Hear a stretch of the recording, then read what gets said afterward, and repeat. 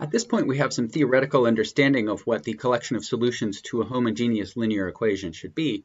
And with reduction of order, we have a way of finding a second linearly independent solution if we have a first solution.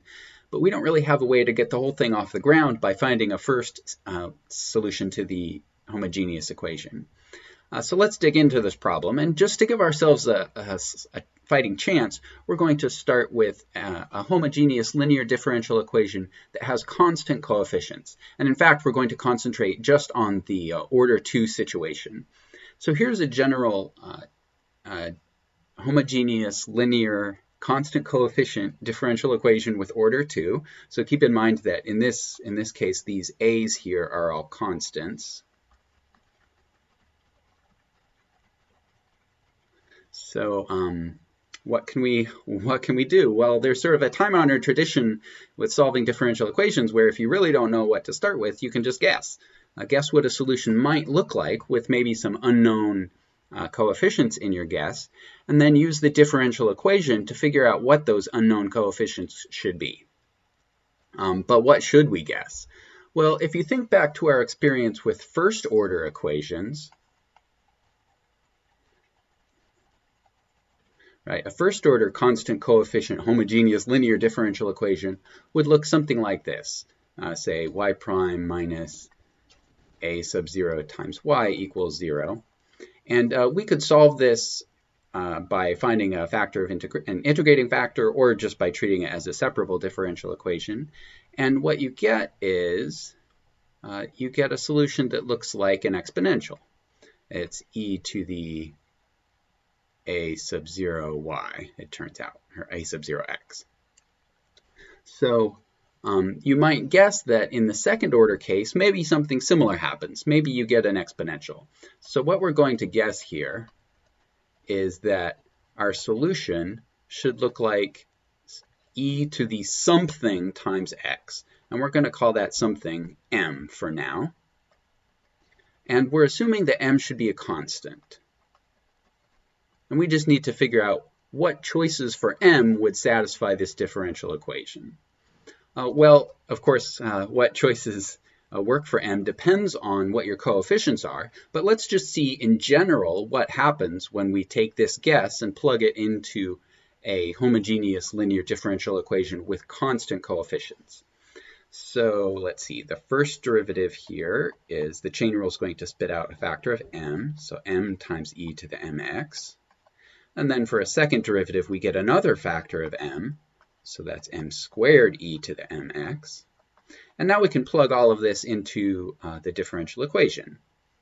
We get a sub 2 times y double prime, which is m squared e to the mx, plus a sub 1 times y prime, which is m e to the mx,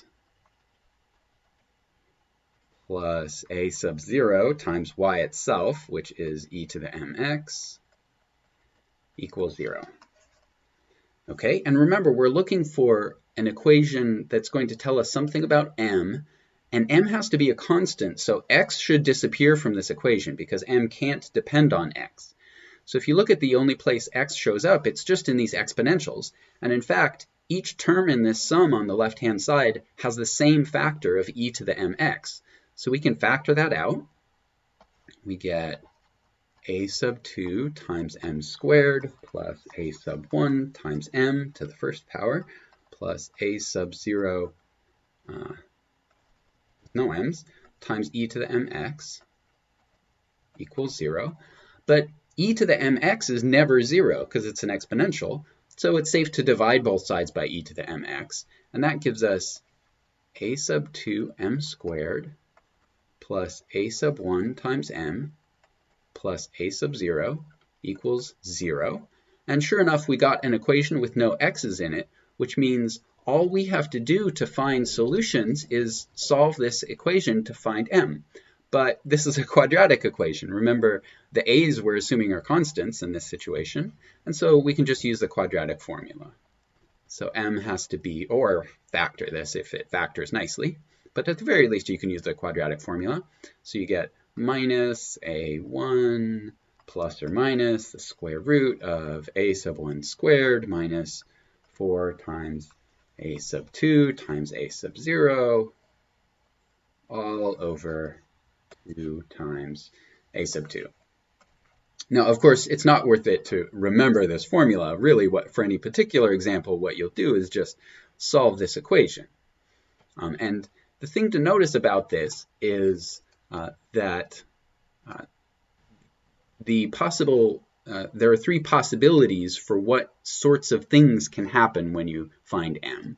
So because we have a quadratic equation here, there are three possible cases for the roots of this equation. By the way, this equation is called the characteristic equation for the differential equation. Some people call it the auxiliary equation for the differential equation.